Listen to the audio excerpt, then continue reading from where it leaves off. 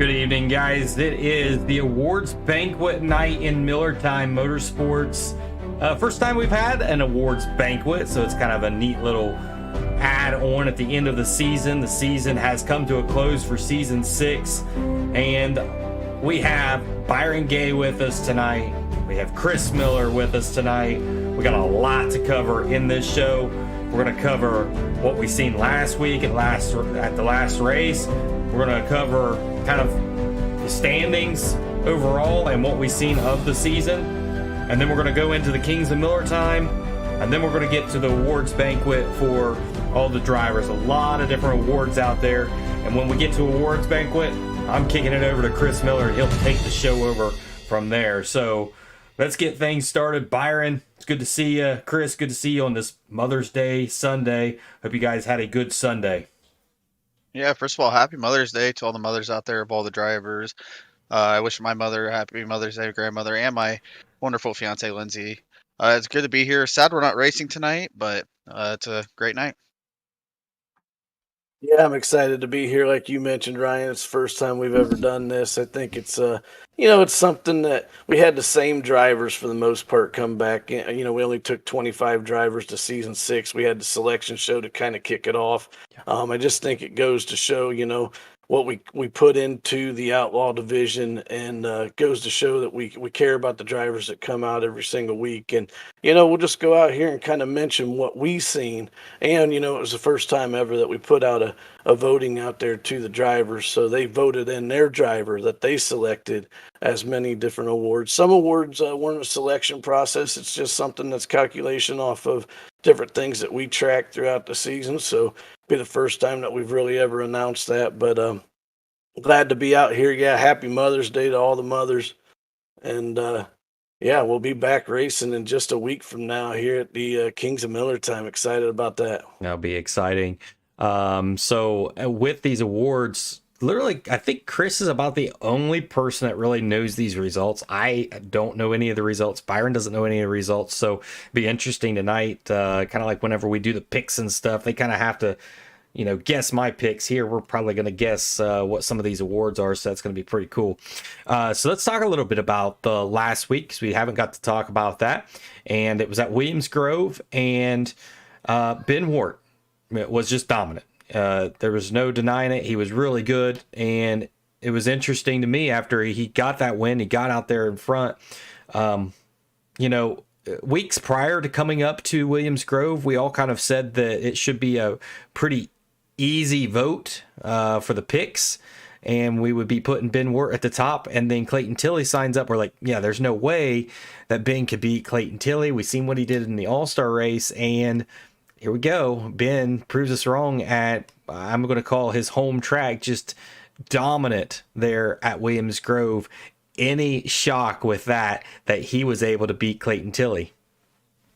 I'm going to start this off by saying, Ben Ward, I would like to apologize on behalf of all of us here at Dirt Eye TV and not giving you enough credit there. Yeah, I think, obviously after the All-Star race, Ben not coming out to that one, so we didn't get to see his pace on the setup yet. We saw the pace that Tilley provided, and we're all like, yeah, it's going to be Tilley. Ben just, it's that dominant start winning in the heat race, continues it in the future. It's a big shock to all of us because he hadn't been there all season.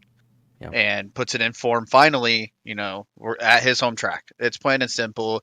It's Ben Wirt's house at this point, with how dominant he has been there and proven to be there. So, yeah.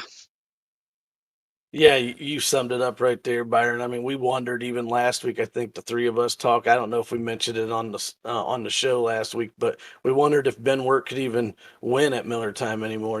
With the competition level, and if he could win, we knew he could win at Williams Grove. I mean, that's where he's always shown that he's been dominant.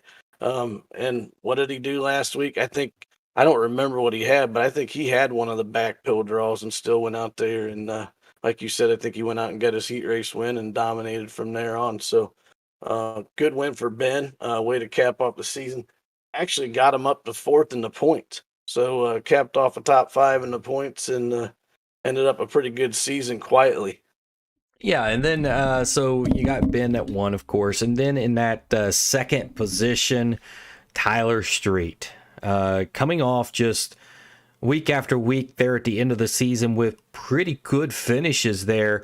And you look at him, if he would have been strong in the very beginning, which it's really hard for some new guys to come into this league and be good.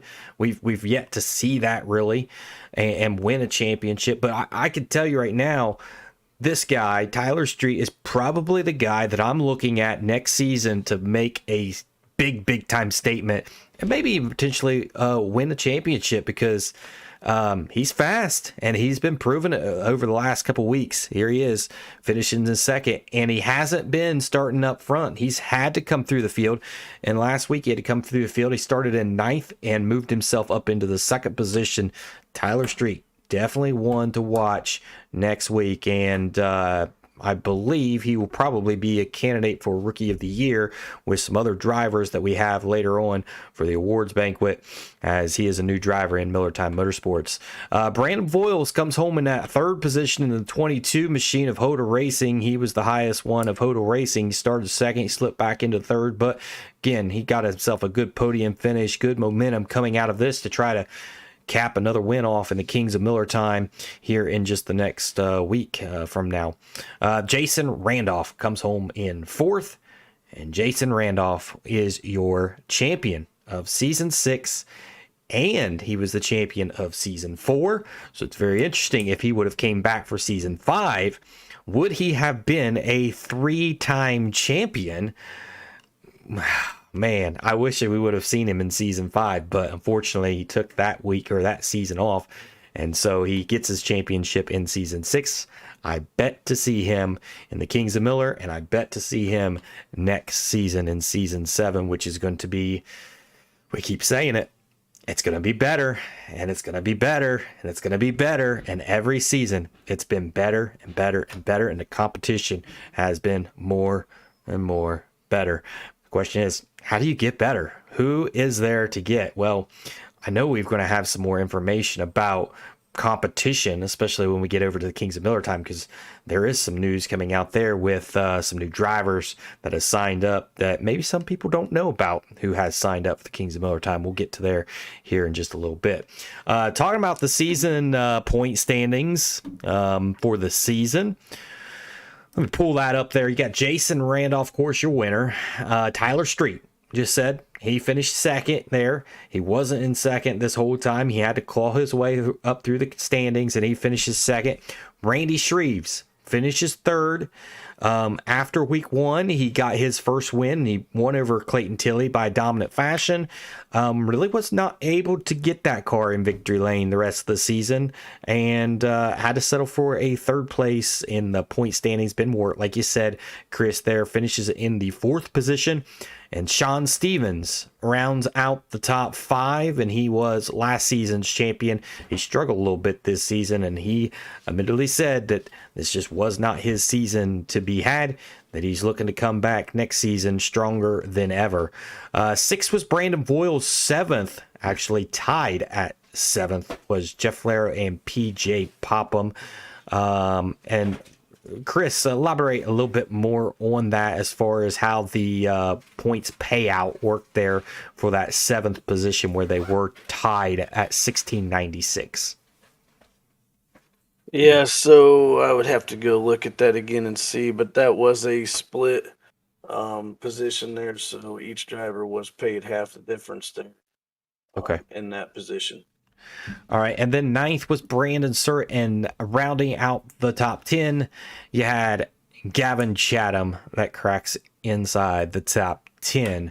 So that's your top 10. When you look at that top 10, what guy, just pick one guy out of that top 10 that you are shocked to see in that position, whether it's good or bad?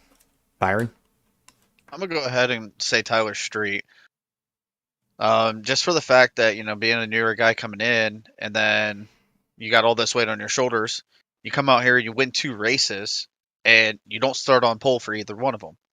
And then to get all your other points through passing people and coming from midfield or even the back, just shows that you should be here with us. And to finish second place in the championship is even better for him. I think, next season, like you said, he's going to be a force to watch. Yeah.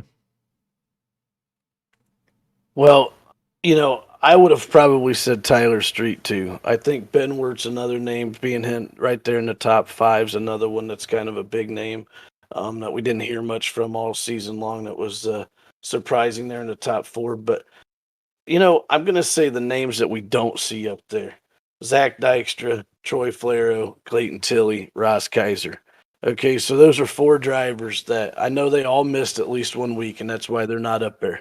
But those are 4 drivers that, hopefully when we get to season 7, that if they're there every single week, just look at the level of competition up there, that even creates this even more of chaos that could be, I guess. But that'll be interesting. Absolutely, for sure. And then with this awards banquet, we do have, there was a question out there. What was your favorite race of the season? Whenever I look back at the entire body of work from week 1 all the way to week 10, when we seen Randy Shreves completely dominate Clayton Tilley in week number 1, and then week number 2, from week number 2, 3, 4, and I believe 5, you have Clayton Tilley that just dominates the next couple races, and then he is absent for some period of time, and then you get a couple extra winners in there. So then you got Tyler Street. That's where Tyler Street really started to find his groove, and that came at Lanier Speedway, short track. And then Clayton Tilley still absent. Ross Kaiser picks up the mantle, and he gets his first victory on the season at Eldora Speedway. And then the week after that, Tyler Street finds himself back in victory lane at a short track for the first time. I-55 comes to Miller Time Motorsports. And then 2 weeks prior to the end of the season, Sean Stevens finds his first win of the season after winning several races in season 5 and being the champion.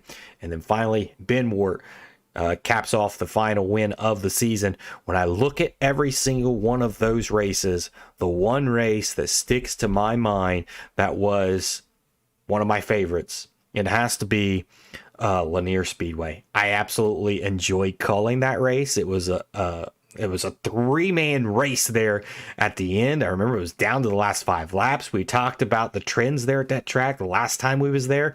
Within 5 laps, we would see a change of the guard at the beginning, and that's exactly what we seen with 5 laps to go. Here comes Tyler Street. Steven Vogelsong was there. Zach Dykstra was there.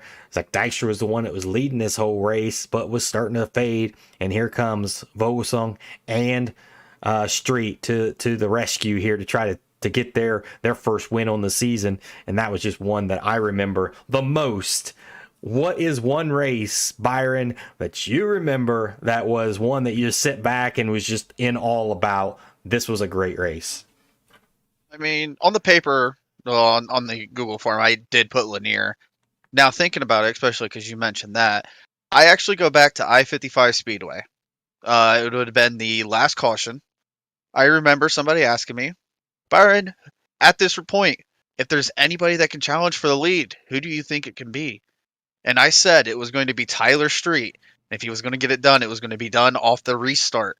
And we saw him take the lead off the restart and end up leading the rest of the way to take the win. And, to actually be right about, something before it happens, give it the call, it just stuck with me. And the Lanier race, we had one caution all night. It was a big battle the entire time. The bottom was there, the top was there. We had 2 crews going.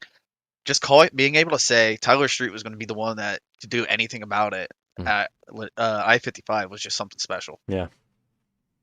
Chris? Yeah, I mean, I think, if I was to vote, Lanier would have been my favorite one for the season, and I-55 would have been my second. What's so, great about I-55 is it was the first time we'd ever been there, and we had seen what happened in the officials. We had all talked as admins, before going, oh my gosh, this could just be a wreck fest and could be chaos, and we really didn't know what to expect. And I think we went in there. I can bring up the results here real quick. I think we had 3 cautions is what we had for the night. Relatively very clean race, and Tyler Street again goes out there and gets that win, and that was a really good race in my opinion. Absolutely. All right, so let's move forward off of this season. We'll close out the season after the awards banquet, get our final cap off to season 6 to get us ready for season 7, which, like we've been saying, it's going to be one. It's going to be really neat and unique in itself. So let's move forward to the Kings of Miller time. That is in 1 week from today. Let's show that promo video one more time, and let's talk a little bit about the Kings of Miller time. King Brandon Boyles the First, King Troy Flero the Second. These 2 wear the royal crown of the most prestigious 305 event in iRacing, the Kings of Miller Time.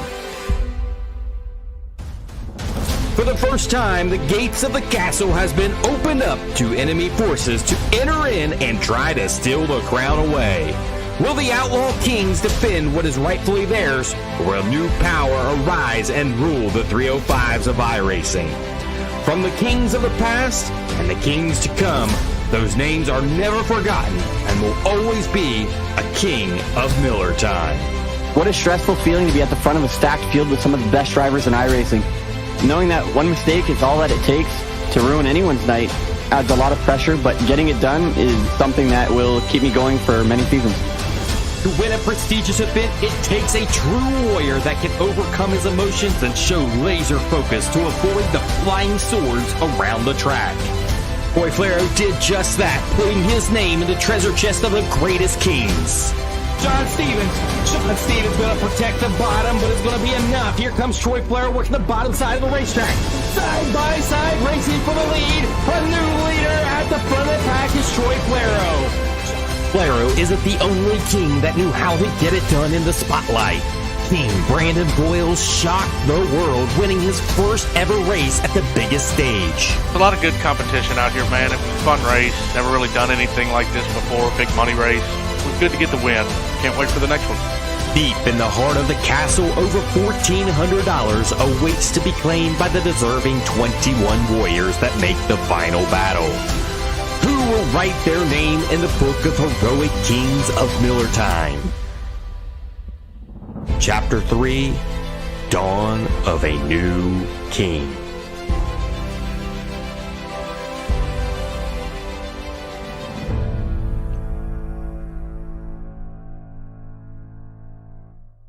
Guys, that gives me chills every time I watch that. It gets me pumped for next week. I hope it pumps all the drivers up too whenever you watch that. And there at the beginning, you hear it.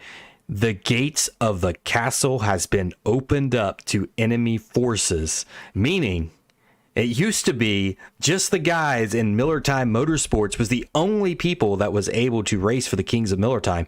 Now it is opened up to all that is in iRacing to come and try to steal that crown away from those that are right here in Miller Time Motorsports. So, Chris, when we talk about people from iRacing coming into this, who are some names out there that are some big heavy hitters that I heard some news about earlier this week?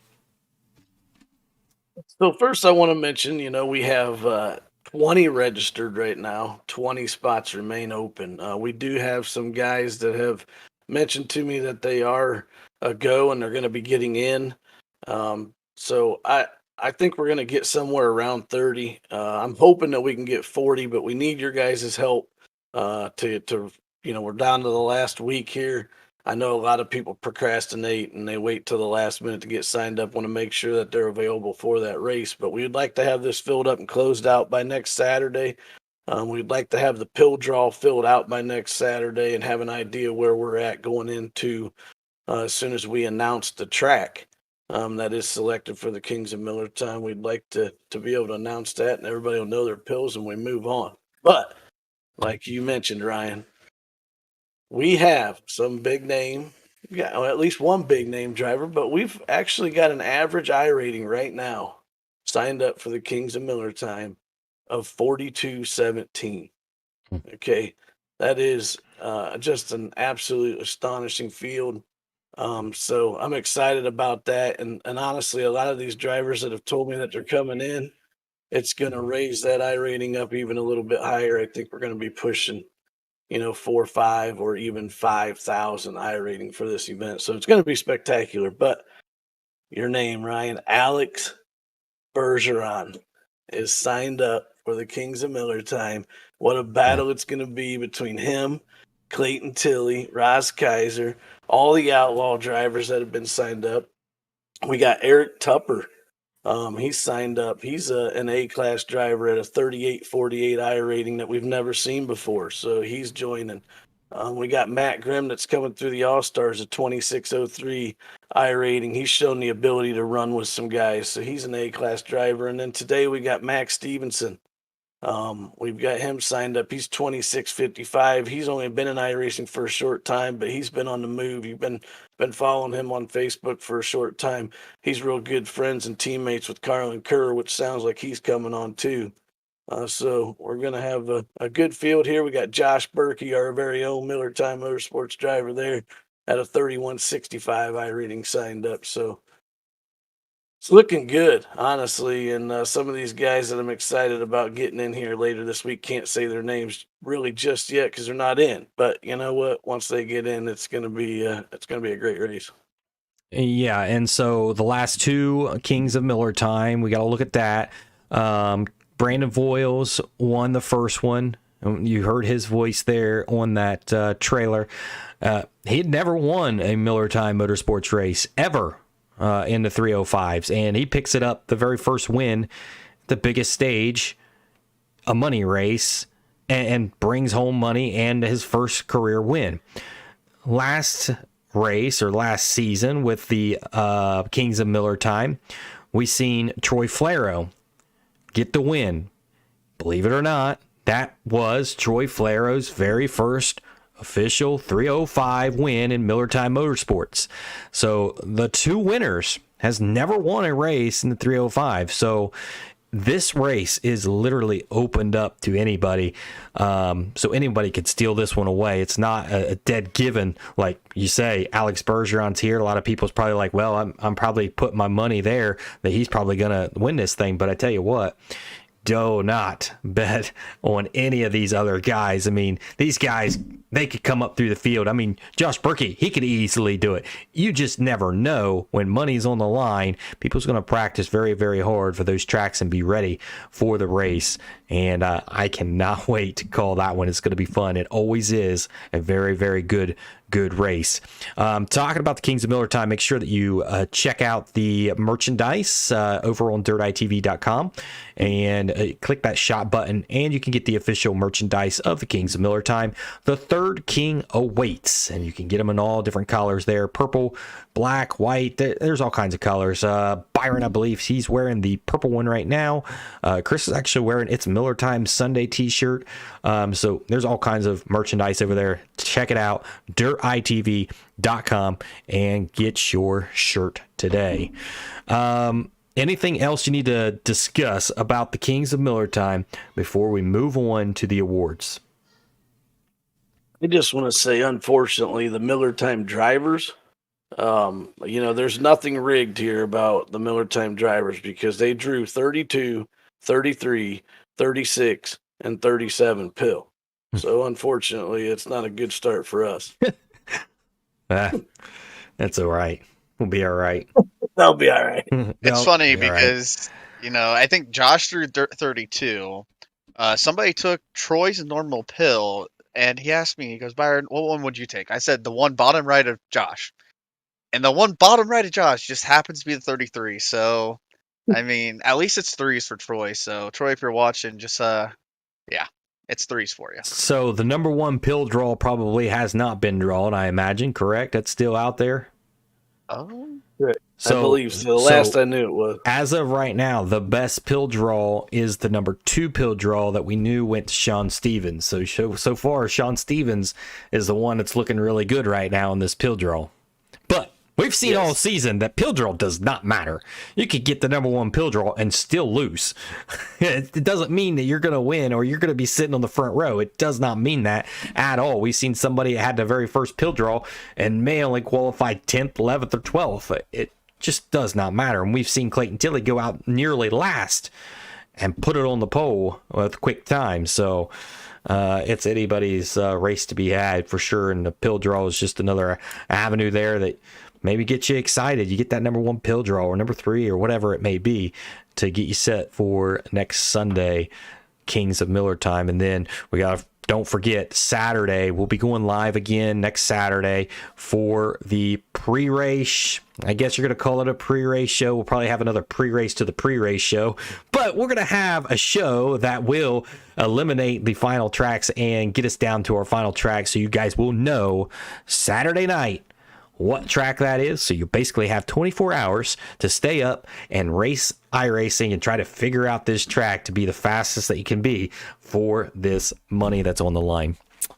All right, moving forward. Let's go ahead and move forward. I'm going to kick it over to Chris. This is Chris's show here, the final farewell with the awards banquet and everything. So we'll kick it over to Chris. Chris, take it over with the awards. All right, well, so just before we get to the awards, I'm going to go through 3 things real quick from the Google form that we sent out last week. That's kind of not really an award or anything. It's kind of questions more geared towards season 7 and here to the summer. So I just want to give everybody an update of the results before we get into the awards. But real quick, we had asked if which setup would you prefer for season 7. This season, we had ran a custom fixed setup. Every season prior to this, we had ran the iRacing fixed setup. So we had 21 people voting. We had 13 people say that they like the iRacing fixed setup. We had 8 people say that they would prefer to run the custom fixed setup. So that does not mean we are changing it. We will decide throughout the summer what we want to decide and go with here. But hearing from the drivers, again, that's what we're hearing is iRacing fixed setup is what they would prefer to go with. The next question to go over, there's 3 of them again, like I said, is can we count on you running in season 7, which is going to run through from September through December, if selected for season 7. 15 of those drivers, there was 19 drivers, because remember some admins responded here, so maybe they weren't involved, but 15 drivers there said yes.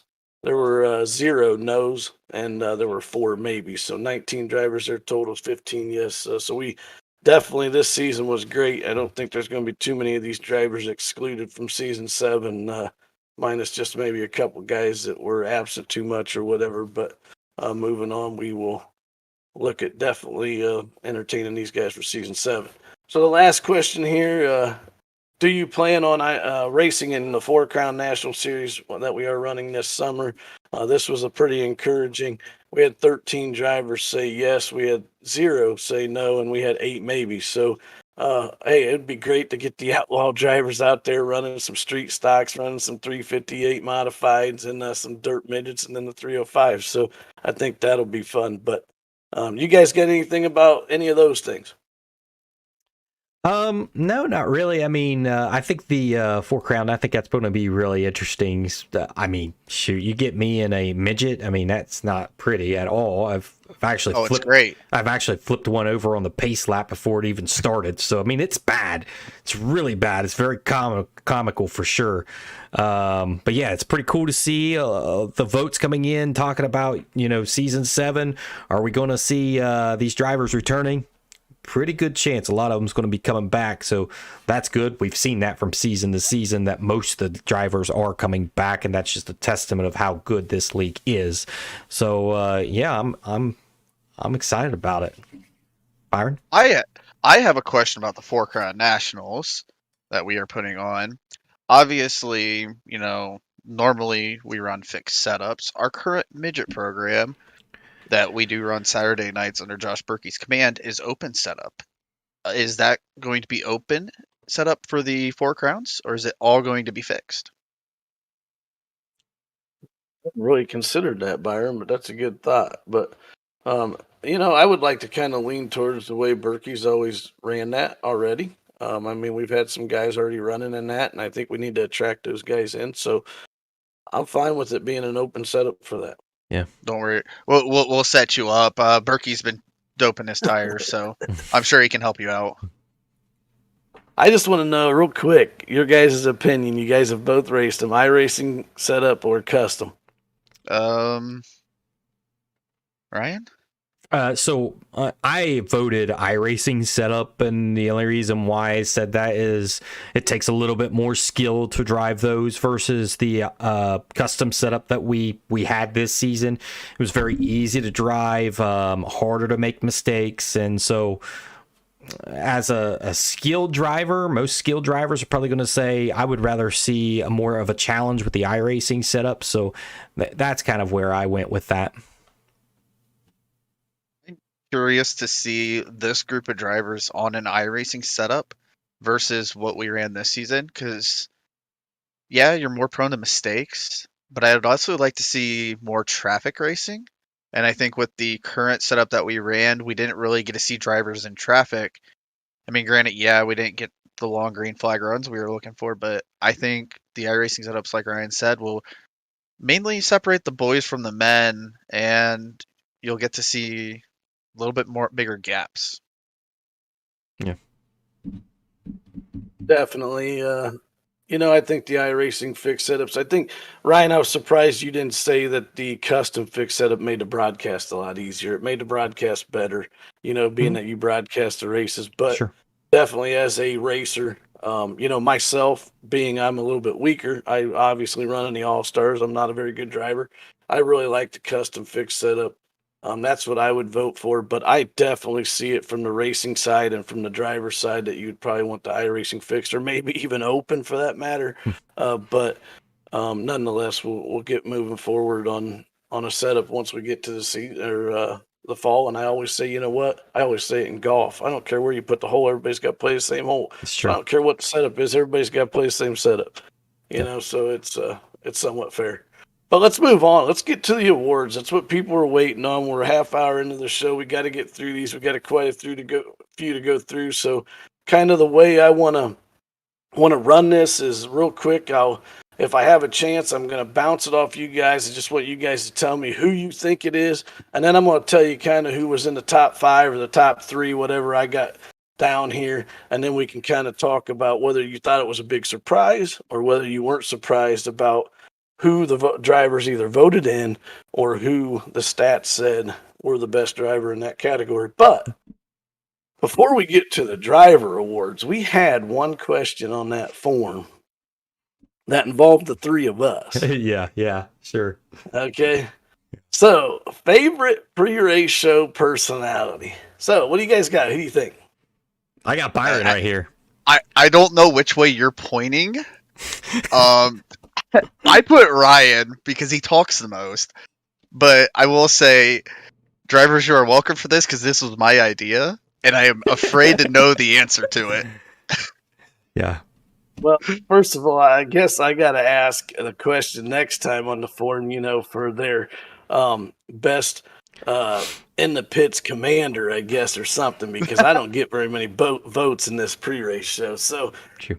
Ryan, you are the winner.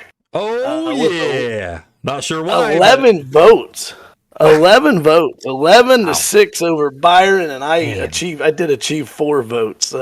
So somebody liked me out there, but Ryan pretty much dominated the pre-race show personality. All right. So if I had to say anybody else could have potentially beat me, then it would have had to have been Stupid Steve if we had Stupid Steve back. So, oh my gosh, yes.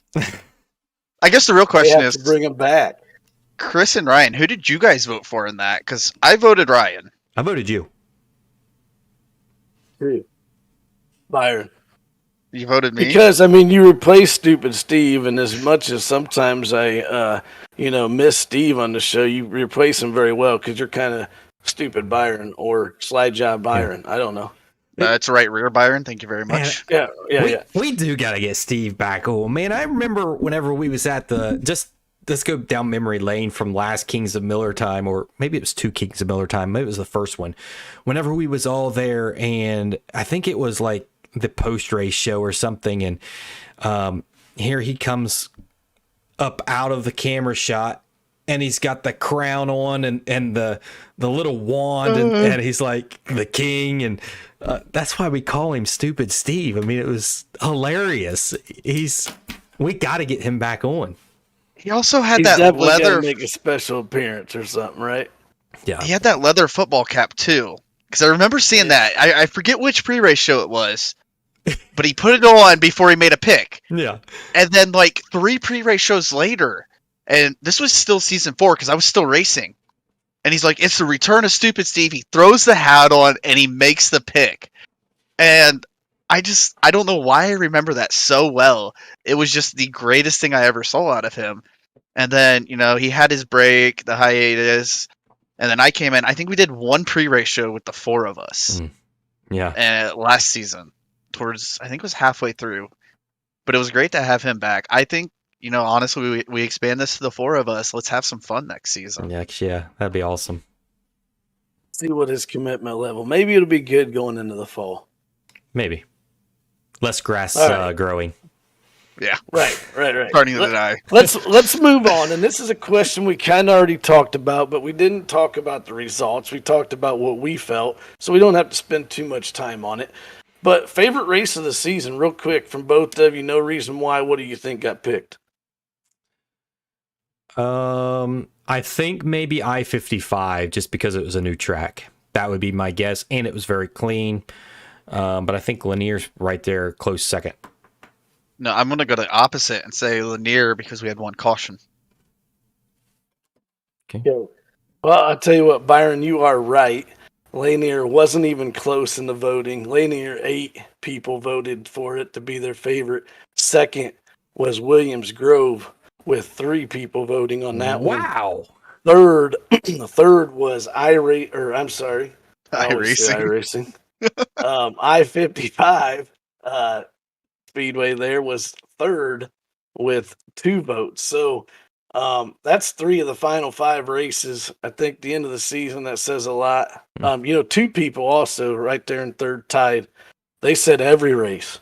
Oh. They said it was just a great season. So I thought that was a compliment to all of us and Miller Time and the season here in the league that we have. So, but Lanier, 8 people. You guys surprised? No, not at all. I mean, it was hands down an awesome race. I mean, the previous season, Lanier, it hit the highlight reel that we still used at the beginning of this season, and now you have this one that was great, and it'll be a highlight reel for season 7 for sure. So All right, let's move on. if Go we're ahead. going pre-race show points here, Ryan, I'm up 2-0 on you on these guesses. Yeah. Well, you know that Okay, I'm now- going to lose. Now these next two, if you guys were able to guess them, you actually did your homework because it doesn't really have anything to do with the skill level you picking Oh, somebody. yes. But I wanted to talk about, some people got really unlucky in the pill draw and some people got really lucky in the pill draw. And I just want to go over what the top 5 are. And I'm just going to tell you guys the top 5 here real quick. And then I want you to talk about, are you surprised by somebody? Do you think they benefited from it? Or do you think they, didn't benefit from it? So the this is the best pill draw. So this is all season long, the top 5 drivers that had the top pill draws week in and week out. Okay, your top guy was Sean Stevens at an 8.0. Okay, so he averaged the 8th starting position. Coulter West was second at 8.8. Steve Vogelsong third at 9.6. Randy Shreves fourth at 10.4. And Larry Bell fifth at 10.5. So that is your average starting position. And I'm not saying average starting position, average pill draw. Who do you think either benefited there or who did not take advantage of that situation? Go ahead, Byron. Go ahead, Ryan. Go ahead, Byron. Go you first. Okay. I'm probably going to say Steven Vogelsong benefited the most. I think he had better qualifying out of it. And I'm going to say the worst. He's probably going to hate me for saying it. I'm going to say Larry. He did have some miserable qualifying efforts. But he did show promise the last week. I think he started pole of second heat or third heat. Yeah. Same with at Charlotte. He started on the pole. Or no, second pole? One of the two. But he ended up winning that heat race. So I want to say Larry probably benefited or suffered the most from those spill draws. Yeah. So I'm going to say the person that benefited the most was probably Sean Stevens as far as points, because that's where he got most of his points from, was in qualifying to keep himself inside the top 5. If it wasn't for that, who knows where he would actually be in the actual points, because, I mean, frankly, he was not very good at the beginning of this season, even late into this season, finally picks up a win. But, yeah, he would be the one that probably benefited the most. The one that was the least, I'm going to say the same thing, Byron. I'm going to say Larry Bell with the... I was shocked to kind of hear that name up there because, yeah, he was one that really kind of struggled a little bit in qualifying and never really got the qualifying efforts that he really wanted out there. And so, yeah, Larry Bell for sure. Those are both good picks, guys. There, I think Sean Stevens, Ryan, I think you're right, was probably he benefited the most from it. My pick for the guy that didn't benefit the most from it was probably Coulter West. He had an 8.8 there, and he ran good in qualifying. He ran good in his heat races. I think he probably ran in a couple Dash for Cash. Has never actually won one of those and collected the $5 there, but. Then you look at where he finished in the points, and I know he missed some races, and where he finished in most of the races, I think maybe he didn't take advantage of that. But that would be my vote. But nonetheless, I think Sean Stevens was the biggest benefiter from that. So I want to go to the opposite side, and I'm going to ask Ryan first once I go through the names. Yeah. The worst pill draw, and the person that obviously either maybe took advantage of, even though they had a really bad pill draw, or maybe somebody really suffers, really ruined their season. But the worst, and to me, this is astonishing. The worst pill draw on average, Chris Sine, our own teammate, 18th average pill draw. So, 18th is way back there. Kyle Vaughn was right there at the second worst at 16.9. Gavin Chatham was in third there at 15.5. Jason Randolph, here's your champion, still drew the fourth worst pill at 15.3. And Zach Dykstra, another driver that was up there in the top 4, top 5 all week until he missed a week there late in the season. He had the 15th pill draw average. So what sticks out to you guys there? Let's go Ryan first. So the one that benefited the most, obviously, that's no brainer. Jason Randolph. I mean, even though he didn't do well in the qualifying, it didn't phase him one bit. It didn't matter where he was starting, and we seen that in season 4. It didn't matter where he was starting; he was going to be up front. And so you put him anywhere in the pill draw, it doesn't really matter for him. Yes, points mattered a lot for qualifying, but still in the end, the race results still spoke volumes in his consistency at where he finished. So I'm going to say he benefited the most, even though it really didn't really matter for him. The one that really hurt their season, I'm going to say Chris Sign there with us. He struggled, and he was one that you didn't see a whole lot about him. I didn't really broadcast a whole lot about him because he wasn't up there up front.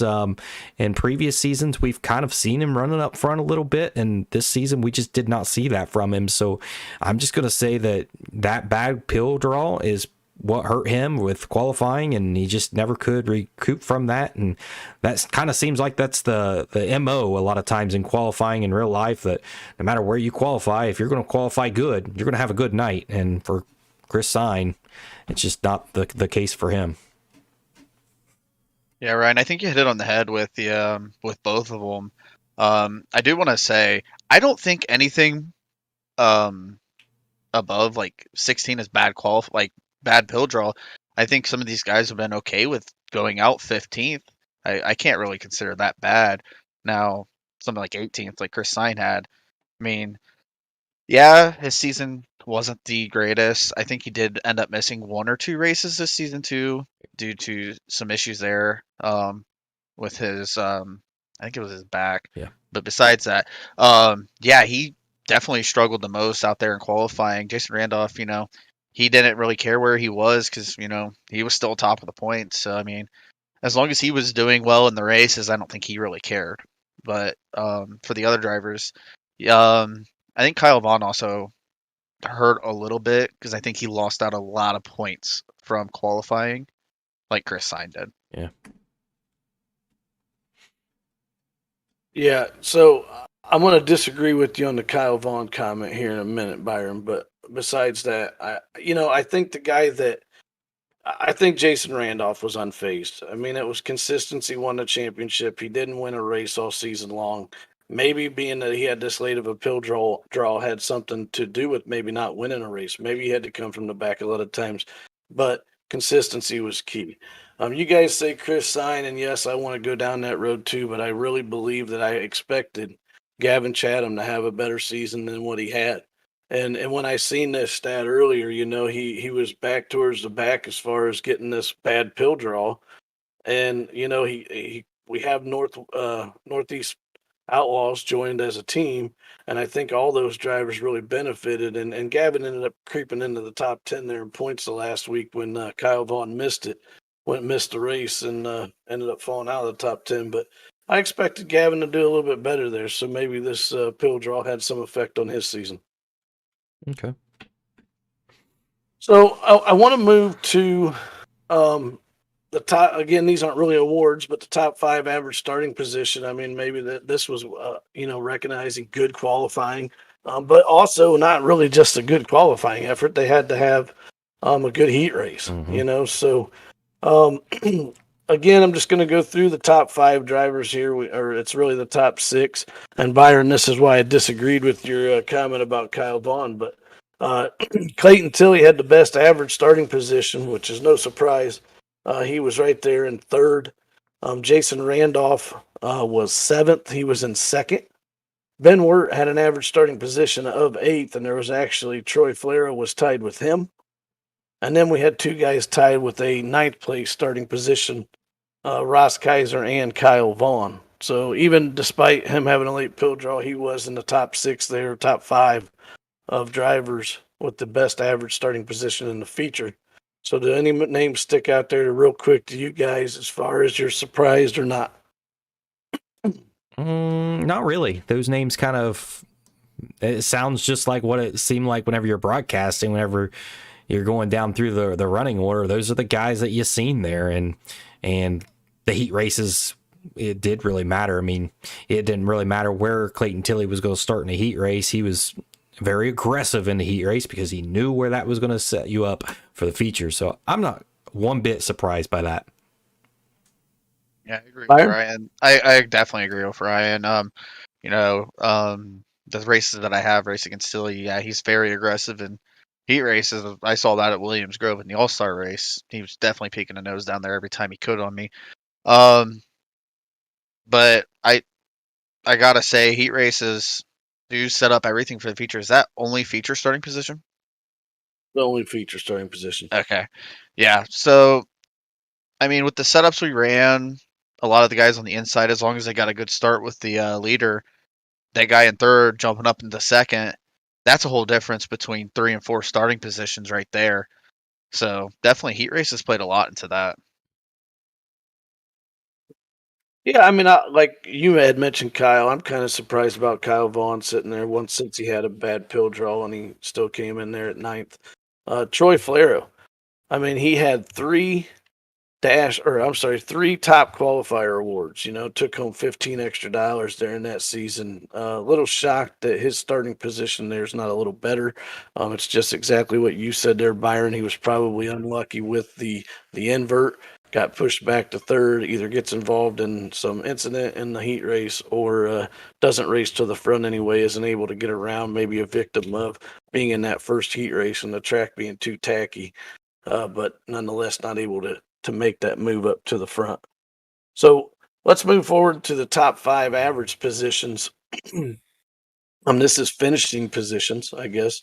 So your top 5 there was Clayton Tilley had an average finish of fourth. Jason Randolph had an average finish of sixth. Tyler Street eighth. Brandon Voiles was tied with eighth. Actually, the last 4 drivers here, so a 4-way tie for third. Tyler Street, Brandon Voiles, Jeff Flero, and Zach Dykstra all had an average finish of 8. So, any surprises there, or any that you're not so surprised about, Ryan? Uh, Jeff Flero and Voiles, I would say, as the two. That's kind of like a one that sticks out because I don't. I mean, we've seen Voiles. He of course he won Kings at Miller Time, but we haven't really seen a whole lot from him. And for him to be up there in average finish as well as he is, I think that's a testament of what's going on over there at Hoda Racing, bringing Zach Dykstra with the team. I think that's helped out. So there's some good things going on there with Voiles. So he's coming around. Jeff Flero again last season we seen him wreck a lot. I mean, you've seen the incident points. He was barely able to get into the season, so of course he wasn't finishing up here because he was wrecking all the time. And but that changed this season, and so I'm kind of surprised there that he was able to put together a season that he has. Yeah, you mentioned Jeff Flero there. I remember last season. I think the first race of the season was Eldora. I think I was still racing at the point, and coming off a 4 final lap, coming to line, I just remember getting a right rear into the fence on the front stretch from Jeff Flero, and it's like, this is how the season's going to go. I don't know what's going to happen. And then we did see that decline of Jeff Flero with all the incident points. So yeah, it's good to see him back up there, racing as hard as he can. Um, Clayton Tilley with an average finish of fourth. I think last week's race at Williams Grove definitely skewed that a large amount because he did get disqualified on incident points, went a lap down, finished 16th technically, I think. Something Um, like that. Yep. and we saw him. It was basically every race he raced, he either finished first or second. He was on pace for a second place finish. So I really think we can't say his average finish is fourth. I think we have to say his average finish was first because if he didn't win the race, he was right there in second. Yeah, I agree, Byron. I think the no-brainer there. I mean, if Tilly would have been there every single week, I mean, we knew it coming in, and I think what was it, week 5 when Tilly had already won, or actually we're going into week 6 when Tilly had just won the last 4, and we were heading into that race. We knew that if he was there, I mean, this points race was already getting out of hand, you know. So he missed 4 weeks, pushed him back. So, I mean, an average finish of fourth, you said it, the last race, I think, yeah, it was back there, probably really skewed that. It was definitely probably no worse than second. Not surprised by that.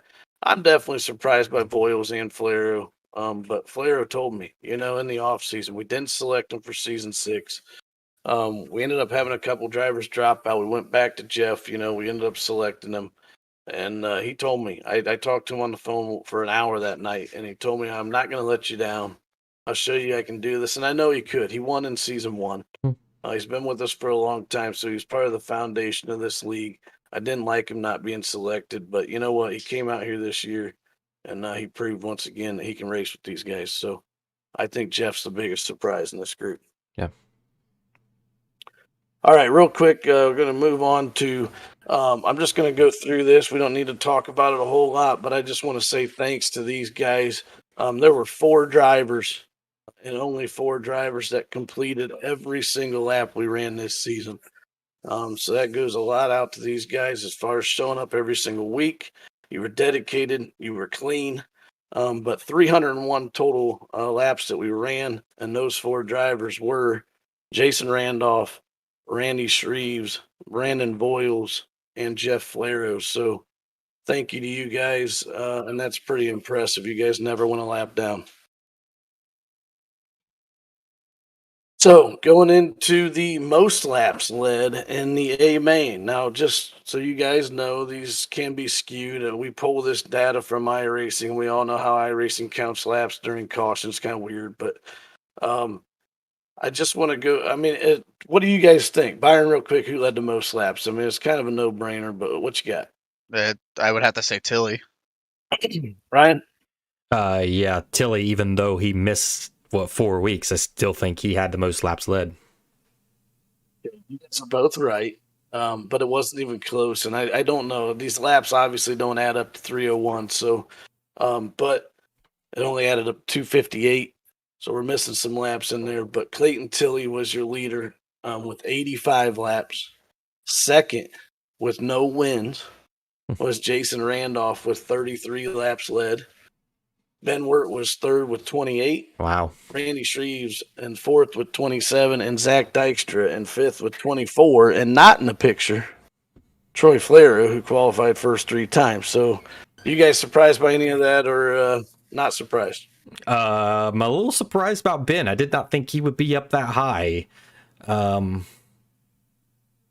I mean, he got a lot of them at that last race, but still, yeah, I didn't think he was going to be up there inside the top 5. Ben led 30 that last race because he led green to checkered. I do know that. So that number is off there. But the one that surprises me is Jason Randolph because I don't remember how many times if he started on pole or if he challenged for the lead. I knew he was up there in the top 5 a lot, again, like he was in season 4, but I don't remember how many times he actually led a lap. Well, I remember a time where he was leading the race for a good amount of time, and Clayton Tilley passed him. So, if Clayton Tilley was that? I don't remember what race it was, but I know if Clayton Tilley wasn't there, Jason Randolph would have got a win. Was that USA? No, it wasn't USA. I can't recall.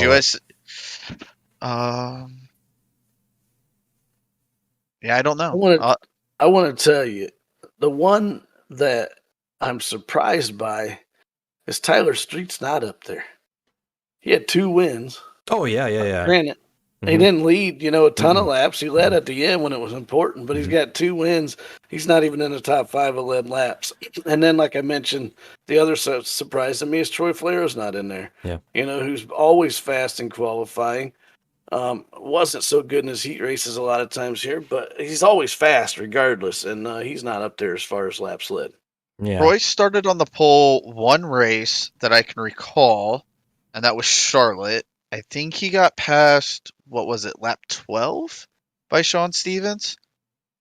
So I think he only led like 12 laps. Street, he led 5 at Lanier. I don't recall how many he had at I-55. So yeah, I can agree. Those are 2 shocking people that we didn't see. He had 9 at I-55. I don't even know if Tyler Street even led 5 there, because with 5 to go, that's when the race heated up, and Vogelsong was there. And then Vogelsong, I think, clipped the inside wall or something, opened up the door for Tyler Street. Tyler Street gets it over. So maybe only led 2 laps in that at Lanier. But I'm not shocked by that, because his starting position was back in the field, and he had to work himself up through there. So he was getting to the lead late in these races. And all that matters really is that last lap, like Chris said. Yeah. Yeah, and it was Tyler Street 9 laps at I-55, and Jason Randolph, so you know, had 15 laps at I-55. So that's where he got some of his there. And Tilly was not there that race. That's correct. So I want to, like, Ryan kind of just hinted towards it. Tyler Street had to come from the back. But the next question, hardest charger. So I want to go over who gained the most positions from their starting position in the A main throughout the entire season. So this doesn't matter if they, started second and then instantly went back to 20th and then passed everybody and came back to 5th. That doesn't count. It's just from their starting position in the A main. Who passed the most cars? Byron, you go first. You hinted at Tyler Street. I want to say Tyler Street or Jason Randolph. Okay. Yeah, my pick was going to be Jason Randolph here. Okay.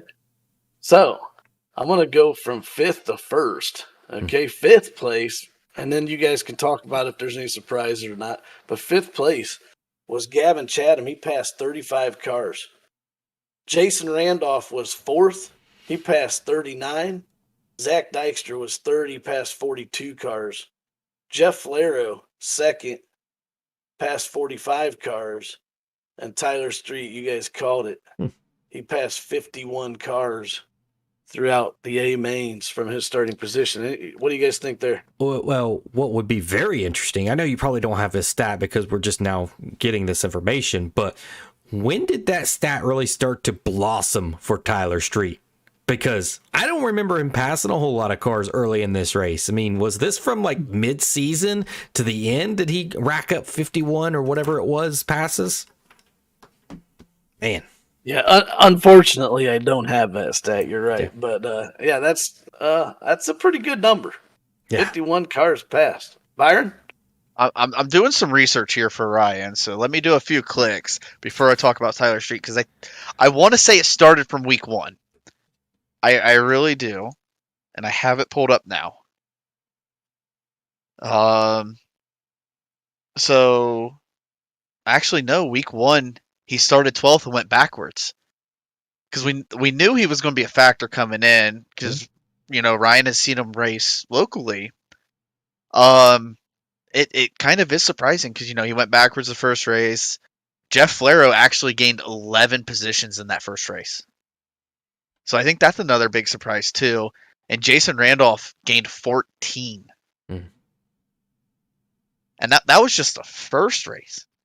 If these guys did it consistently throughout the season, that's just a testimony to Jason Randolph's racing style. Like he was clean that whole race and he went from the back to the front. Like how can you stop a guy like that?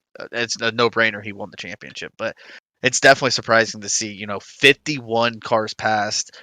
I'm not sure how many races we had, but that's 5 cars a race at least. Yeah. Wow. Got to say in there, I mean, Gavin Chatham was 5th. I mentioned him earlier. He had the unlucky pill draw. He passed 35 cars. I think that represents Gavin a little bit better. Maybe his season doesn't show it, but man, I'm still mind blown by Tyler and Jeff up there, both 51 and 45. I think both them guys had to come from the B main a couple of times too. Yeah. To where they ended up. I think they both ended up. Well, Tyler was 2nd in the points and Jeff was 7th, so both ended up there in the top 10 in points also. So on the opposite side of that, what's your guys' guess for the most lost positions from their starting spot in the feature? Ryan? Yeah, I think that's been work. Okay. I'm going to go, because I know what race you're mainly thinking of, and that's I-55. I'm going to go with the guy that started 2nd in that race. I'm going to say Larry Bell. So both of you guys, neither drivers in this list of the top 5. Wow. Now remember, this is just lost positions from their starting spot. Yeah. But Sean Stevens came in at number 5. Woo. He lost 36 spots. Oh. Oh Okay. my. Kyle Vaughn came in at number 4. He lost 37. Colter West at number 3. I'm sorry, he's actually number 4. Sean Stevens was 6th. Colter West is number 4 at 40. Ross Kaiser is number 3 at 41 spots. Troy Flaro is number 2 at 43 spots. And Samoy is number 1 at minus 48 spots. What do you guys got? Oh, Ryan, go first. Oh, wow. Warren Samoy. You just said Warren Samoy was the one that had the least amount of gains, so he lost the most, which is completely crazy because last season, every time he seemed like he was the hard charger. We seen him coming through the field, so complete opposite. Wow. I'm shocked. I'm shocked by those stats. And Sean Stevens, man, what's up with that? Losing spots? Tale of two seasons, I guess. I'm actually surprised about the Troy Flaro. Oh, excuse me, Troy Flaro. I mean, for somebody who does not like to run the top, who likes to run the bottom, we saw it at Lanier. The bottom was there, and he gave up on it because he got passed by a couple of cars, and it came back in. He got unlucky at Charlotte. Couldn't find the good line. Lost a couple positions there. I don't think, guys like Troy and Sean had terrible seasons in regards to how many positions they lost. I don't think they got wrecked out from like second place and lost the entire race, like 20 positions in one race. I think it was 3 or 4 here, 3 or 4 there. But somebody like Warren Samoy, definitely, like you said, Ryan, he definitely came through the field a lot last season. He was a name we talked about quite a bit. So it is surprising to see that he lost that many positions. And I do got to say, I think he was involved in quite a few wrecks when he was up in the top. And I don't think any of them were really due to his own fault. Yeah, and I remember one was at Eldora Speedway when Tyler Street gets in the back of him because Warren Samoy was starting on the outside pole there, his best start of the season, and gets taken out early in that one. So a big chunk went right there. Yeah. We lost, I think, 9 or 10 spots right there in that race. So big chunk there. Warren probably had his best start of the season. I know it was his best start of the season going into the feature. Gets wiped out there by Tyler in his first turn. Troy Flaro, yes, it's a surprise, but he always had such a good starting spot for the most part that, really all he could do is go backwards if he wasn't going to win it. So I'm not surprised by the loss there. Same way with Ross Kaiser. He qualified good and he won the one race, but for the most part, he went backwards because he usually wrecked himself out. But, so, I'm maybe not surprised by Ross Kaiser there, but definitely surprised by Sean Stevens, our defending champ. But he qualified good. We talked about that earlier. Qualified good every single week, ran good in the heats, and then went backwards in the features. So maybe not a surprise there neither. Yeah, I wasn't going to mention right. Ross because we knew he wrecked himself in the lot. All right, moving on to the next one. The safest driver. Okay, I'm just going to go through it here real quick. These, you guys have probably already seen who this was, so I'm not going to ask you, but Ben Wirt was your winner of the safest driver. I just want to compare that. Ben Wirt come in at a .0983, which is really good. Last season, Brian Johnson was your leader of the drivers that completed 70% of the laps at a .1391.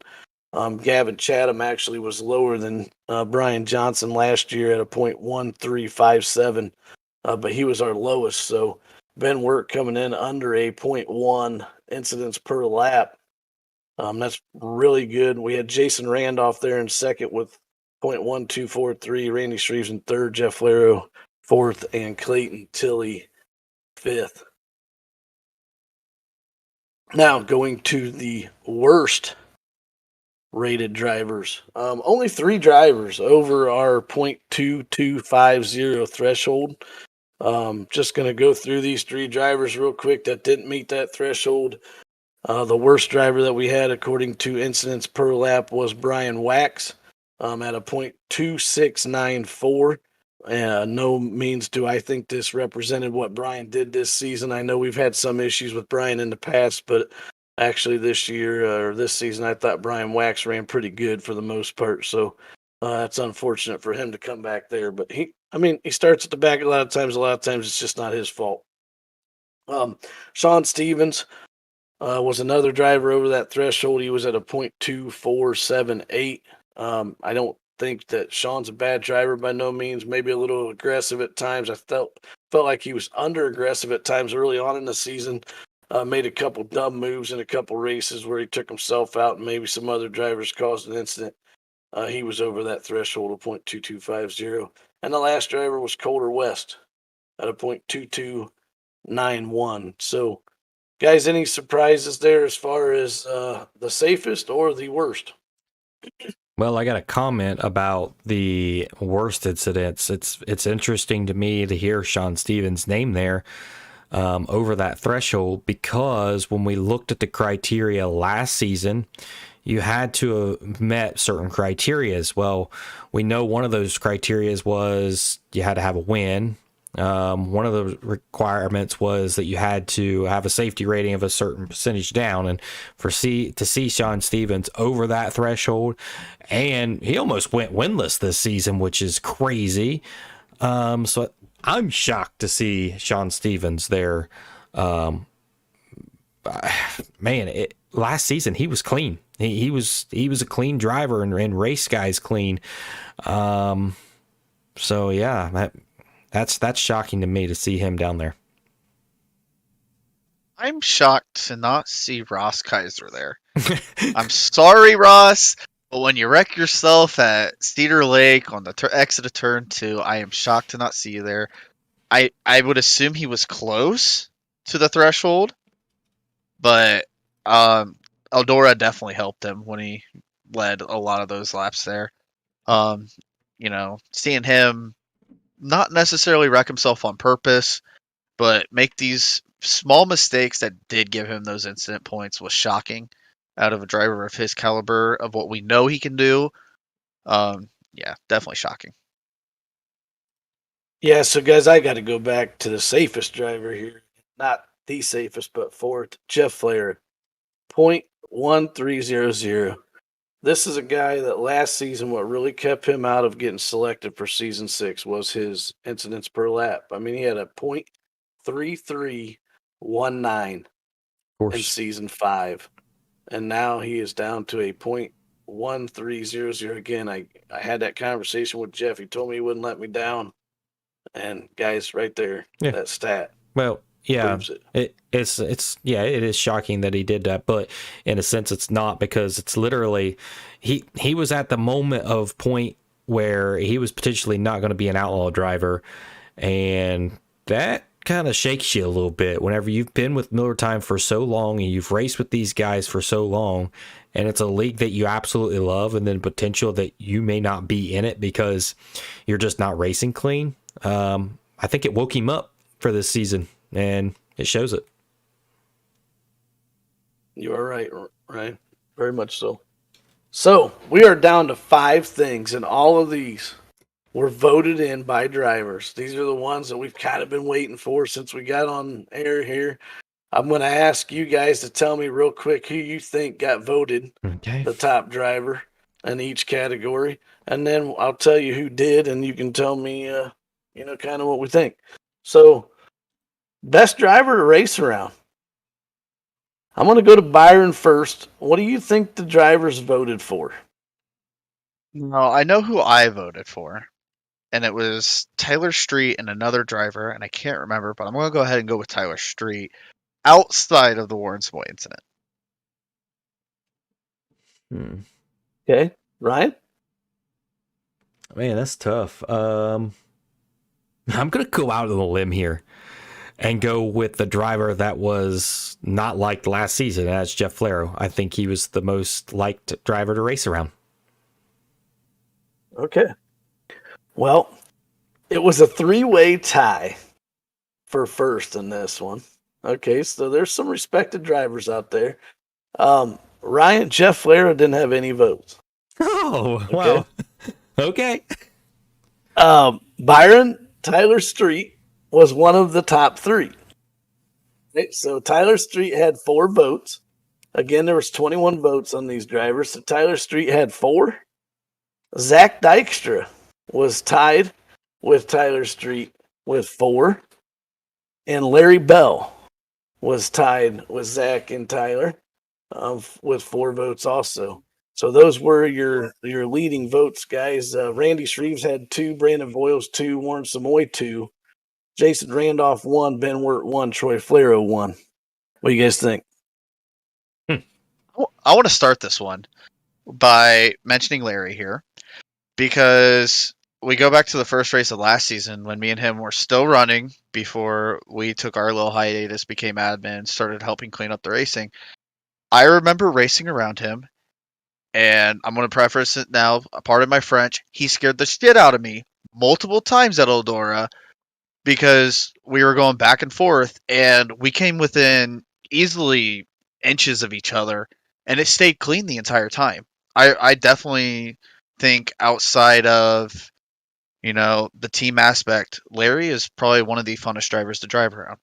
And I think the same thing about, Zach Dykstra when we do a lot of our hosted sessions together. I always have a lot of fun with the Hodel guys. I can't say much about Tyler Street though. Haven't been able to race him too much. But I would assume from what we saw this season, he is probably a great guy to race around. Yeah. So you look at Larry Bell there, of course, last season and the season before that and the season before that. He was like the safest driver to ever race around. So, of course, people like racing around safe drivers. So I guess that's not a real big shock there to see him up there as one of the best to race around, the funnest to race around. Zach Dykstra, you have him that he's quick and he gives you room. And we look at the Lanier race. I mean, he gave room to those drivers, even though they were closing in and he had 5 laps to do it. They gave room. So I think you're starting to see these guys that pick this is because they give room, they give way. There's a mutual respect there between drivers, and it's showing through that vote there. I think a lot of people respect Tyler Street.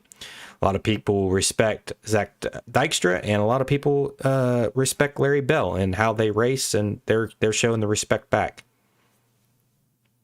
Yeah, you guys said it. I don't want to mimic your comments too much. Larry Bell, been a class act since season 1. He's been part of the foundation of Miller Time way back. My brother and I used to say it all the time. Like, man, if Larry doesn't race anybody aggressive, and it's hurt him sometimes in racing. But definitely not surprised to see that from the drivers. Tyler Street, not surprised to see that. I think that's awesome. Somebody comes in as a rookie here and has that respect from the drivers. Zach Dykstra, I'm kind of surprised by. I think he's a great driver, so I'm not saying it that way. But we put the chat rules into effect this season. Yeah. No calling drivers out. Don't be no profanity over the radio or anything. And, I'm surprised Zach's the one, if anybody, calls people out. And I'm surprised that these drivers voted that, they like racing around them because they get called out if they mess up. So I'm surprised by that a little bit. But, hey, that's pretty cool. I mean, Tyler, Zach, and Larry, that's really good to hear from other drivers. So let's go to the other side of the spectrum. Oh, boy. The worst driver to race around. Now I'm going to Ryan first. No one wants to hear this one. No one wants to hear their name called right here. But an obvious one has to be Ross Kaiser. I mean, come on. Really? Like, I don't even want to race around him because you don't know what he's going to do. I mean, he hits the wall and wrecks himself. And whenever you do that, you're potentially going to wreck somebody else. So you just don't know what the guy's going to do. Yes, he's fast, but very inconsistent. And we talked to him in the pre-race show at the very beginning of the season, and he called himself, and people called him the Wrecking Ball. I understand it fully now why he's the Wrecking Ball, and I think he's the worst guy to race around. If I ran this season, it would have been me feeding a lot of right rears to people. I wouldn't be surprised, even if I got voted in on this. Jason Haynes almost fell victim to me at Williams Grove in the All-Star race. Tilly almost fell victim to me. But out of the outlaw drivers, oh man, there's a few names that come to mind. Ross Kaiser being one of them. I would have probably said Tyler Street after the whole Eldora incident, but I think right now, I know he's probably watching. He probably doesn't want me to say it. I'm going to say Brandon Surratt. Yeah. Okay. Well, I mean, Ryan's right, and it wasn't even close. I think so. So, Ross Kaiser was your vote leader on the worst driver. Not that you want this, and you guys do not want to hear your name called during this here as I go through the list. But Ross Kaiser received 8 votes. Sean Stevens was second with 3. Kyle Vaughn third with 2. Brian Wax was tied with Kyle Vaughn with 2. PJ Popham had 1. Steve Vogelsong 1. Warren Samoy 1. Larry Bell 1. Chris Sine 1. So, I mean, we already talked about it. I don't think it's no surprise as far as Ross. Whether it's been bad luck, maybe it was what you said, Ryan. I mean, he's the wrecking ball. Maybe he just proved that he stuck to his name there. But it wasn't even close. There was a comment about Sean Stevens said, "I'm terrified to be around this guy." That's what they put in their comment. But well, some of these guys that's new into this league here this season, I could kind of see that because Chris, me and you talked when we first met Sean Stevens. He came in here. I'm going to be honest, and I don't know if I've ever told Sean this, but I didn't like him one bit, and I didn't want to race around him either. And Chris, you know that. Oh yeah, I mean, you actually had tried to get me to get the guy out of here a couple times, and but he straightened up, you know, and we appreciate Sean being around here, even though he finished second in that vote. Yep. I will say, go ahead, Byron. real quick, I kind of agreed with Ryan's comment there about not liking Sean Stevens because Sean, I'm sorry to say this, but when I first met you, you were arrogant. I did not like to be around you or hear you. And after racing a while through hosted races, get to realize, he actually is a good guy. He just likes to call out people, kind of like Zach does. So I mean, I'm just curious why people voted for Chris Sine and Larry Bell in that, as we had Larry as one of the best to race around. I'm actually curious to see who they were, and I want to meet them in person at Eldora so I can beat you up. Well, I think it probably has to go back to something happened on the track, and that person still has a grudge there. I've been there, and you're like, yep, he's the worst racer out there, hands down. He wrecked me, and that's why, that I remember Vogelsong, I remember that. Remember when Vogelsong wrecked me? I thought he was the worst race car driver ever, and I made sure I told him that too. But now I think he's great. I like the man. You're right, and I do remember that, Ryan, and I'll probably never forget. But Larry and Chris and Warren and Steve and PJ all got 1 vote there, and it's probably one race where one driver would have been one of those 4 drivers that finished 301 laps, but they got taken out, and now they just don't like that guy in the race. Who knows? But Ross Kaiser, nonetheless, unanimously 8 votes. Yeah. Worst driver, and came into the season as a world pro.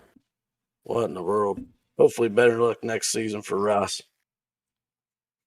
Guys, 3 things left, and to me, I think these are the 3 biggest awards out of this season. Yeah. Okay. And the first one, and honestly, a couple of these are probably, I'm going to tell you right now, the person that won it deserved to win it. Most improved.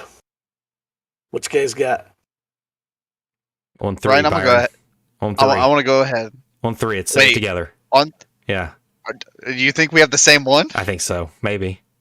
Okay, let's try this. All right, 1, 2, 3. Jeff Valero. Larry Barrel. See? Terrible. Can't even sync. But hey, Jeff Valero. Guys, he had come back. He had 15 of the 20 votes. All right, Jeff, way to go. Okay, it wasn't even close. 15 of the 20 votes. He finished seventh in the points. Again, I've already said it 100 times tonight. He wasn't even selected for season 6. Our second largest vote getter there was Larry Bell. He had 4 votes. Steve Vogelsong was third with 1 vote. PJ Popham did not receive any votes. So, what do you guys think? Yeah, I mean, I Well thought that was kind of a no-brainer there. I mean, and all the drivers kind of voted that way. Obviously, you look at last season, you look at this season, doesn't even look like the same driver. Completely different. Are we sure that Jeff wasn't driving on Troy's account and Troy was on Jeff's account? We're starting to wonder, huh? Man, don't say that to Troy. He says he's better than his dad at everything. No, Troy hasn't even talked to me the past couple of days, so I think he's going through that weird ghosting phase again. So I'm currently looking for a new racing partner who wants to talk to me on a daily basis. Hit me up. Okay. Okay. And You next know- word goes to. One other thing about that most improved, though, I was surprised PJ didn't get any votes there, and I don't want to take anything away from PJ, but he tied Jeff there in 7th in the points. And I know last season, PJ's finish in the points was probably more due to he missed some races due to COVID. Stayed out of the late races there because he wasn't in the points. Didn't want to ruin anybody's season, but PJ didn't get any votes, and I thought he had a great season there and could have been voted most improved. But Jeff was the no-brainer. With the most improved thing, and it kind of almost is like we kind of promoted that too. Not really promoted it, but I mean, he did the work, but he was the one that we talked about the most, that was such an improvement over the season. And these drivers continuously heard it preseason after preseason. We talked about how good Jeff was. We never did really talk about what PJ Popham did. I mean, yeah, see, he improved over last season, but it wasn't leaps and bounds like what we seen Jeff Flaro. So I think that's just why you didn't see any votes there. We had a lot of content on Jeff throughout that season, and our viewers, of course, heard that. All right, two down to the last 2 here. Byron, you're going to go first. Rookie of the year. Oh man, there's quite a few because if I remember right, Do you have the candidates that we can select? Yes. So let me go through the candidates. We've got Gavin Chatham. Remember, he come in mid-season in season 5 there. Okay. We had Colter West was a new one. Ross Kaiser, Clayton Tilley, Tyler Street. see, my brain is telling me to take Tilly with his multiple wins on the season, but my heart goes out to the guy that's actually in chat and talking, and that's Tyler Street. Yeah. Clayton Tilley would have been it if he would have showed up for all the races. Unfortunately, he had to move for 4 weeks.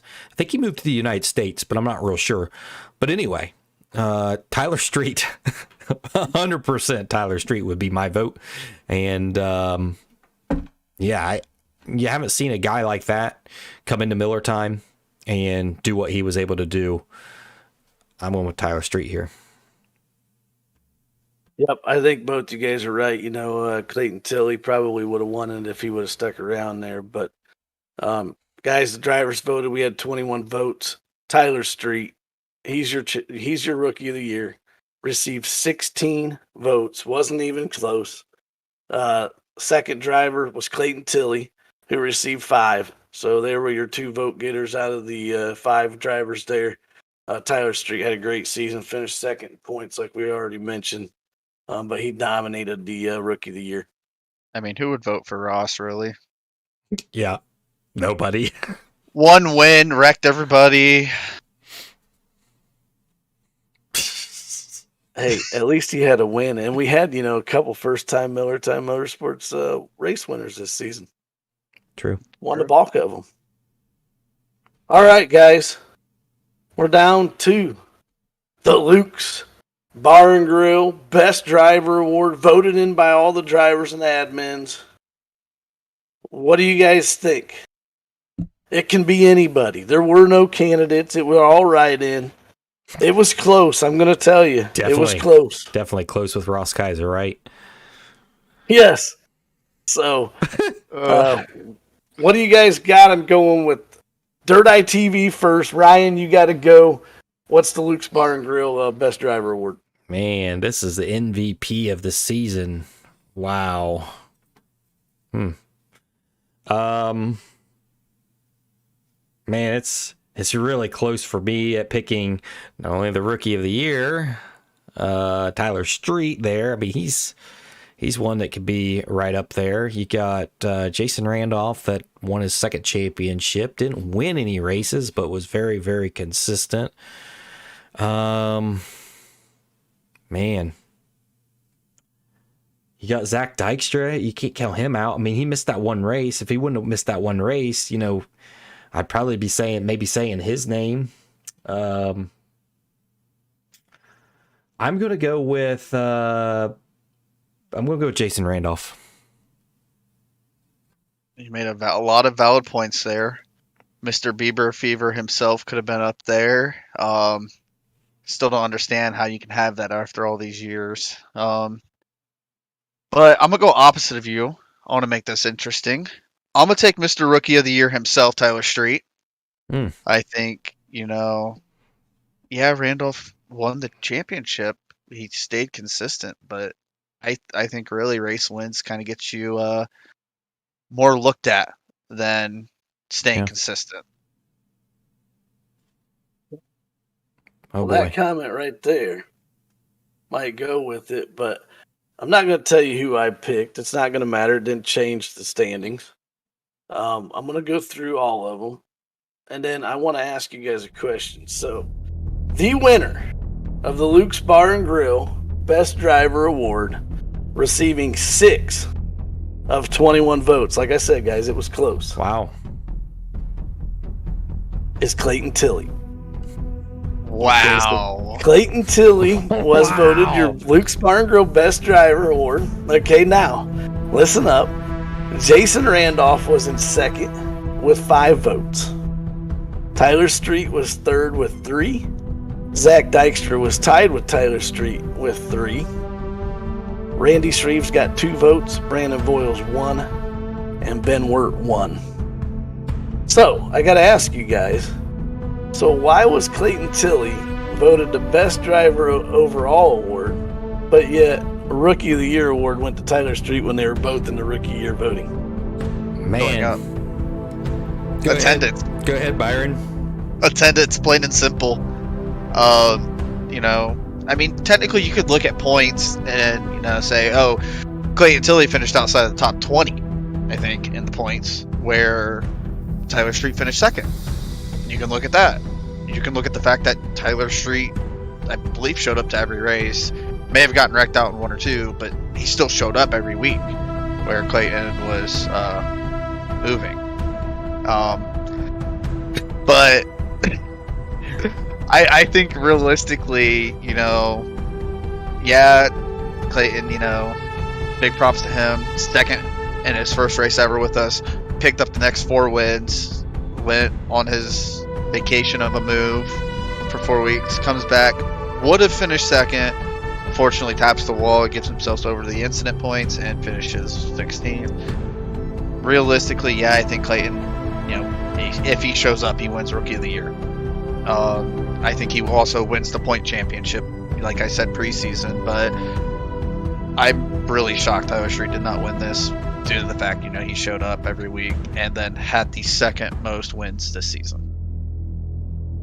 I'm speechless right now. I am shocked by this. Clayton Tilley, MVP, really? He misses 4 races because he was moving, like quotations that Byron says. Let's just make it real. No one believes that he was moving. We really believe he got banned from iRacing. Let's just say it how it is. I don't think he was MVP. I don't think he was deserving of it not being here. When we look at MVP, let's talk baseball. Let's talk football. If you have your quarterback that is supposedly going for MVP and misses 4 games? You think they're going to actually be in the hunt for the MVP? I don't think so. Man, that stinks. I really think that Jason Randolph and Tyler Street is more rewarding at an MVP showing up every single week than Clayton Tilley. Man, I can't get over that one. That's crazy. I gotta go here, Ryan. Okay, I didn't vote for Clayton Tilley. Okay, but I do gotta say this. When you look at it, I don't want to say an MVP because that's most valuable player. Okay, and then racing, yes, we have teams. Okay, but it really comes down to the driver. And honestly, let's face it. If Clayton was there all season long, he would have been your champion. Yes. I truly believe that he would have been your champion. Yep. Okay, so I'm not surprised by the driver's vote to say that when they're out there on the track and who are they getting beat by, it's Clayton Tilley. Okay, week in and week out when he was there. So I'm not surprised by it, and I agree. The rookie of the year comes, and it wasn't even close, 16-5. You know, and it was simply attendance, like Byron said. But Clayton Tilley, he is your Luke's Bar and Grill Best Driver Award for Season 6. We hope to have Clayton back for Season 7. We hope to have some of these new drivers coming in for the Kings of Miller Time join us for Season 7. Nothing. But for me, I don't want to take anything away from Clayton Tilley and him winning the MVP. But one thing I do ask from Clayton Tilley, and Chris is saying it, we hope to see you back. I hope I see Clayton Tilley back for the entire season like the rest of these guys. There's a lot of open spots in this Outlaw series. You've got 24 drivers. Now I think we're going to increase that to probably 28. There's drivers that want to be here every single week. And so that's what I want to see from Clayton Tilley next season, is him here every season or every race, because these other drivers really deserve that. All the other drivers deserve you to be here. And all the drivers that did miss this season, that missed multiple races, we need you. We need you here. If you're selected into next season, we need you here to put on a good show for the fans, and out of respect from the guys that didn't make the show, that you do show up because you were selected. That's all I got, Chris. Absolutely. Sorry. Absolutely. No, and I appreciate them comments. And you know what? That's what makes a great show, is when people show up week in and week out. I think going into the season, I picked Zach Dykstra as your champion. I really thought he'd get his first win, and maybe Kings of Miller Times his chance to get his win. We've seen a couple first-time winners there in the first 2. But, you know, I mentioned it then. I thought Clayton Tilley would probably miss a couple races. Probably not the way I expected him to miss them. I didn't expect him to miss 4. But you know what? I agree with you, Ryan. I hope we see him. I hope we see Alex Bergeron join on. And let's see, you know, what happens when they battle it out. You guys have any closing comments on Season 6 before I close it out? Go ahead, Byron. I kind of want to elaborate on with what Ryan said. I do know there's a lot of all-star drivers out there. I don't know how many are watching this. I enjoyed racing all of you. I know I showed up to every race. I know there was maybe 1 or 2 other drivers that did. I understand Saturday nights are hard, and I know we do broadcast it here on Dirt Eye TV when we can. Last couple races of the seasons, we didn't do that. And with what Ryan said, I think we owe it more to the fans and getting our name out there to show that we are not only the top division for the 305s, but the second division of the 305s. And we owe it to them to show up every week and, you know, put on some good racing. And I know a lot of you want into the Outlaws, and that is your way of doing it. And I can't wait for, you know, the Kings of Miller Time. I'm excited to see, you know, Voiles and Troy go up against Bergeron and Tilley to defend titles. I'm excited and absolutely stoked for next week. Well, my closing remarks on Season 6 was, again, the best season that we've had with Miller Time. We say that after every season, and I'm glad that we say that after every season, because that shows that we are improving every single season. We're listening to what the drivers and the fans are wanting, and we're going in the right direction with this Miller Time Motorsports League. And it is the best 305 league in iRacing. There's nothing else out there. There is none. I've looked. There's leagues out there. There's some other ones, but there is no competition like this 305 Outlaw Series. And we select the best of the best for this season, and that's what makes the competition so great, the racing great, and why we've seen some of the great racing and close finishes that we've seen this season in Season 6. So the question is now, when we exit this Season 6 and we move on to Season 7, how do we make it better? And we've always asked that. How do you make that next season better? We will find a way to make it even better. Last season, it started off with the selection show. How cool was that when we started that season off with that, and the momentum just trickled throughout the rest of the season? Now we'll go into Season 7. We have a lot of time off. Much needed time for the admin, myself broadcasting.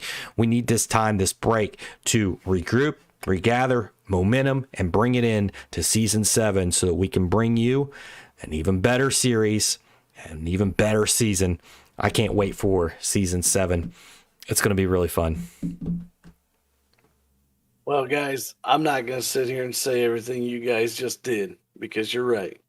It was the best season we've had yet, and I can't wait for Season 7. I know I'm going to enjoy my enjoy my summer. Yeah. But on behalf of Dirt Eye TV and Miller Time Motorsports, I appreciate you guys coming out. I appreciate working with you guys every single Sunday night here on the pre-race show, and what we've put together every single week, week in, week out. It takes a lot of time from all of us. I appreciate what you guys do. I appreciate the commitment that you drivers have, the fans. I look forward to next weekend, next Sunday, the Kings of Miller Time. Guys, we still got 20 spots. Let's get them spots filled. I appreciate your guys' recommendations on the Google form. Reach out to your fellow drivers. Let's get this filled up for next week and put on one awesome show on the third running of the Kings of Miller Time. Guys, I appreciate you. I love every single one of you. Glad you come out all season long. We'll see you at the Kings of Miller Time next week. All right, we're going to end it here. We'll see you next Saturday. That's the next live show that we have. Saturday. What time we plan on going live for that, Chris? Did we ever set a time for that? No, but I think we should probably try to do it right after one of the last Josh's leagues there. So like maybe right around 9:15, 9:30, let's go live. Okay, so it'll be next week. We'll make it a little shorter. It'll be a real quick. This is what we're just basically selecting tracks and going through the drivers. Yeah. So and we'll get that information released, and everybody can go practice for 24 hours. All right, awesome. So yes, next Saturday we'll be live. We'll put in a detailed time.